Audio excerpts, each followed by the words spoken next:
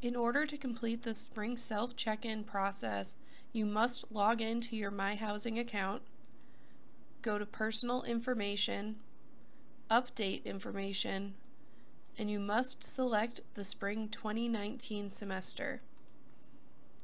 The top of the page will have the spring self-check-in. You will answer yes, and then you will submit your answer. Your information will be updated and staff will be aware that you are checked in for the spring semester. Please note that clicking yes will not immediately turn on your ID access, as staff members have to process all check-in requests. We encourage you to submit the check-in prior to your arrival so that staff have time to turn on your ID access before you arrive on campus. Please refer to the emails sent to you from livingoncampus@uconn.edu for additional information related to this process.